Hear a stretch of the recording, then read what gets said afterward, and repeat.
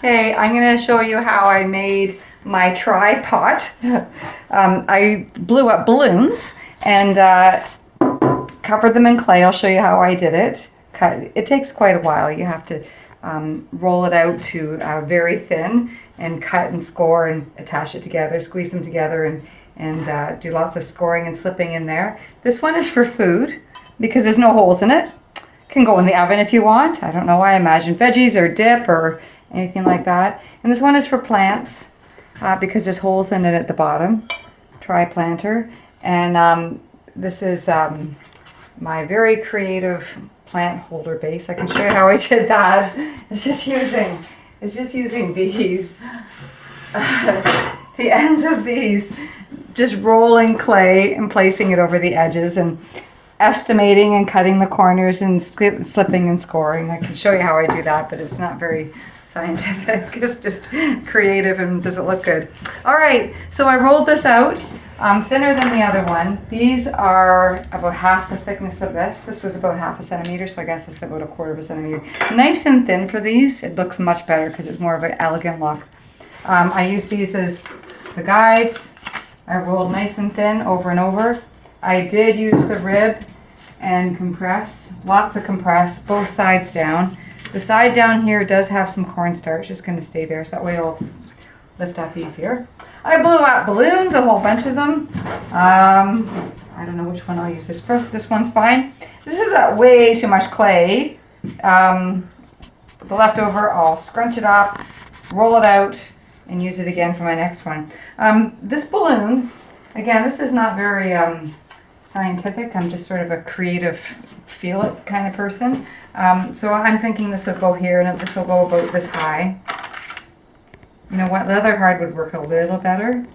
I'll just begin this and see how it feels because if I left this overnight, it would stick better. There's a fine line though. It's good to be leather hard, but if it's a little bit too hard, then as you're folding it in this, the edges crack and you don't want any of that.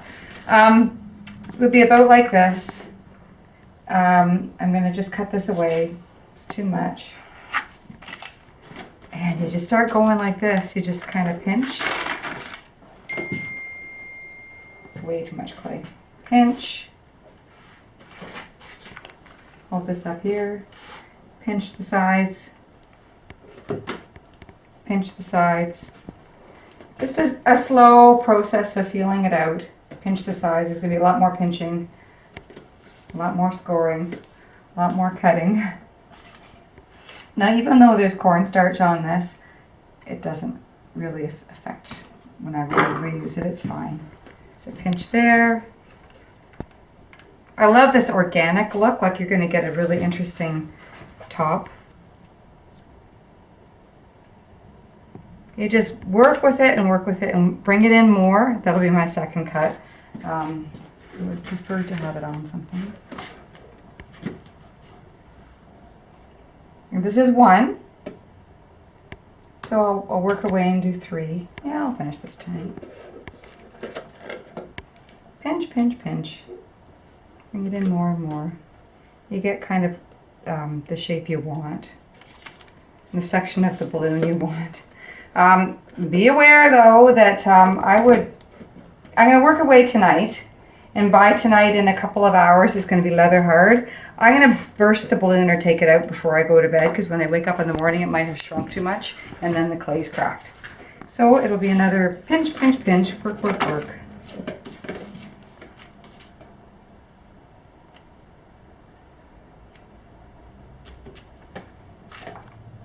I'm not going to have you watch this whole thing because it's an hour, but I will show you when I get 1 or 2 done. See how that goes?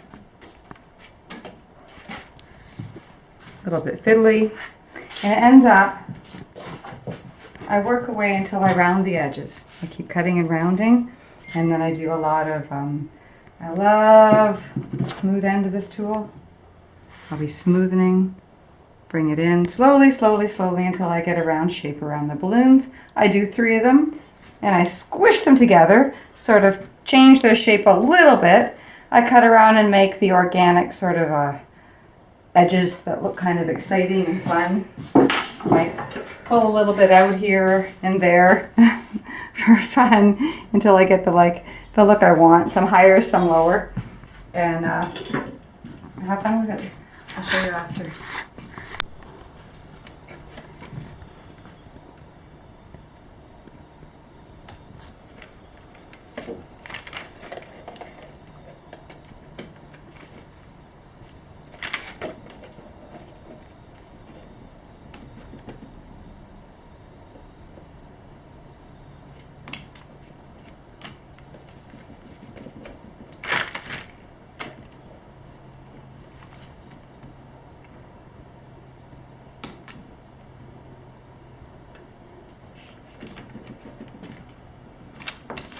I should be working on my banding wheel.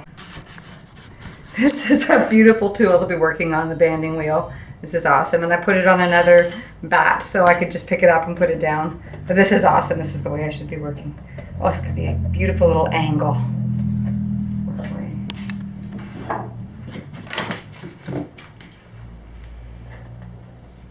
Do some scoring and slipping. I want this to start to stick now.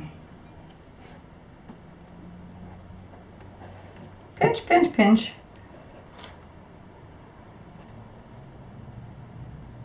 Cut that away. It's my wooden tool. And smoothen. So you can see it starting. I did score those together, so they're nice. And you won't see a seam.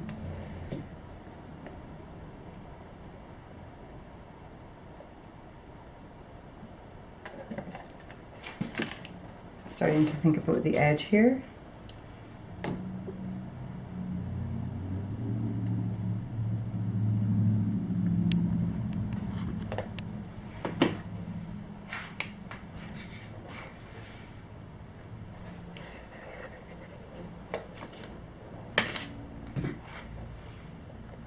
Everyone's got their favorite tool. I bought all kinds of neat tools.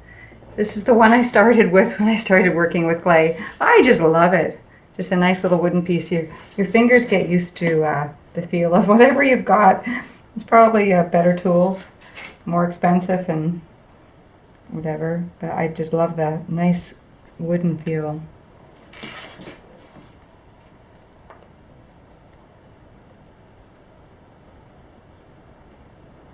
And I'll be trimming this.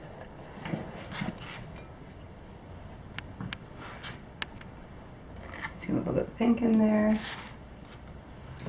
I'll just score and slip through the edges around. So as you can see, you have to make it worth your while and price your item according to the amount of, not only the amount of clay and glazes you're using, but the time. But it's fun though. But yeah, it does take a lot of time.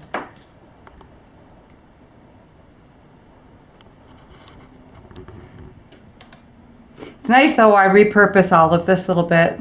I'll get another balloon out of all these scraps.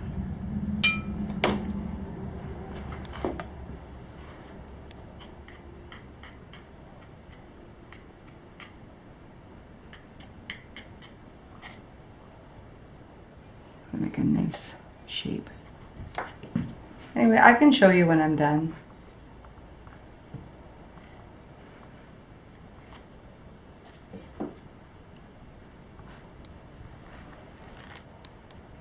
And I have popped a balloon doing this. I stuck the knife in too far. Oops. Then I got another one and stuck it in there and blew it up as I'm working away to use up the space.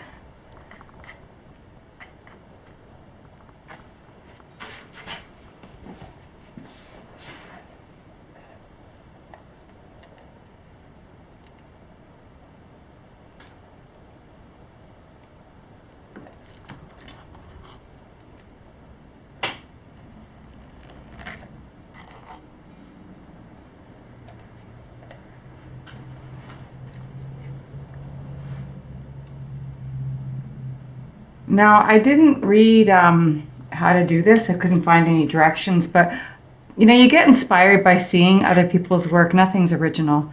I think I saw a plant pot I liked, and it was a tri-plant pot. And again, really organic shape. So I tried to imagine what I could use as a form in the inside to get this done. So I made the balloon thing up, but I'm sure it's been done before. And it's fun because they're all so different. You know, a real kind of nifty shape, unique, one of a kind. And then the glazing is a blast. You get to decide what color and what kind of drips to make.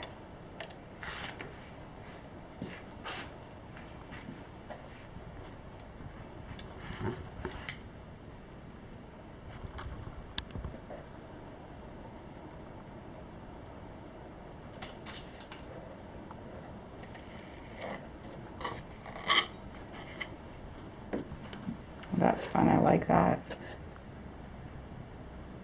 And I'll pinch them so they all look like they're the same thickness. They're pretty close because I used the guide. If you have clay, what do you call those, roller? No, the roller that makes your nice slabs, a slab roller. Slab roller. That would be lovely. And it's all even and consistent, and you can make it as thin as you want.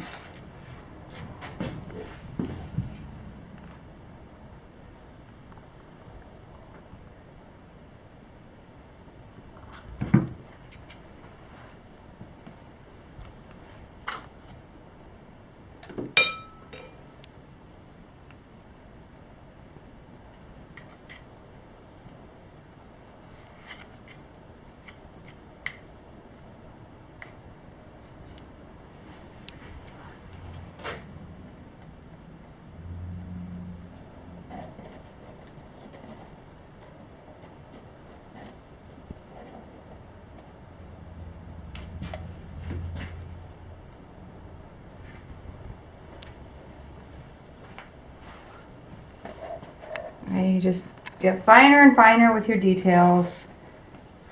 At the edge, you decide, you know, if you want it rolled under or formed up.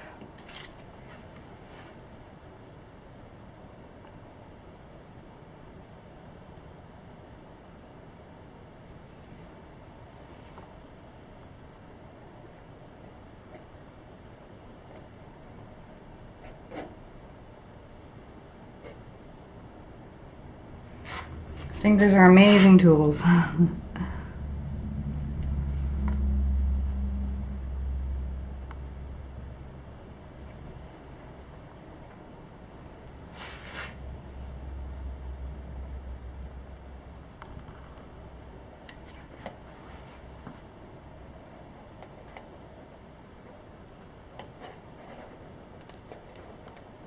And once this balloon is out too, I smudge them in and make them look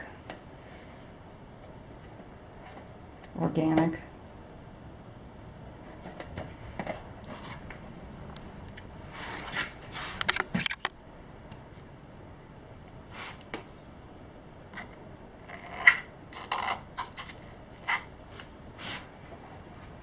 So I imagine this one leading into two others this way.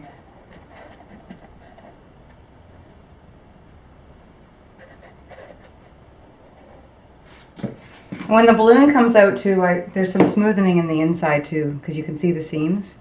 So I use my tool again, and sometimes I even have to get a little snake. You know, if there's a little gap, you get your little snake through your roll. And you might get your the rib, serrated rib or whatever, but you see a gap, so I would score that, put the snake in. Rub it in, make your correction, especially in the inside along the seams.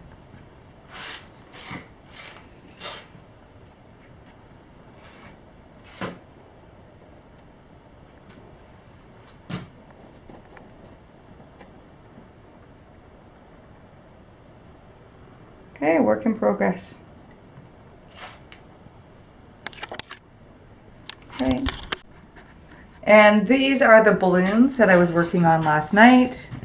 I formed them, used all kinds of tools to smoothen around the bottom, shape with my fingers. I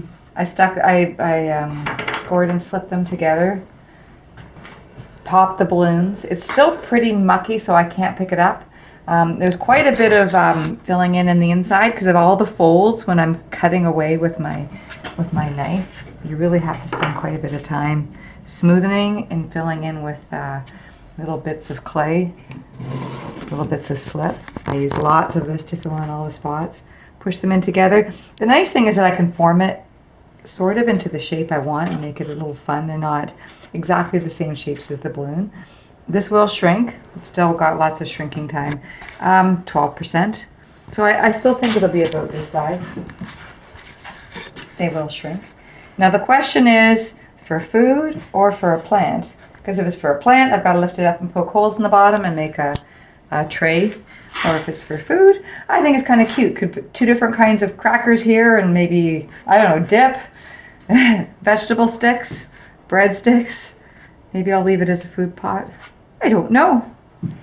Your fingers are great tools for this kind of thing. Oh, and I have one of these mud tools. It's a finishing sponge. It's amazing. It finishes the edges beautifully. I'll just spend an hour or so smoothing, filling in anything, making it look pretty. And what do you usually listen to when you're doing that? Oh, I've got podcasts. Canadiana history and stories. Listening to novel after novel, usually historical nonfiction. Love it. Gobble them up, book after book. It's awesome. Something you can do while you're doing your Oh, I love it. Yeah. The history podcasts are fantastic. Oh, love it.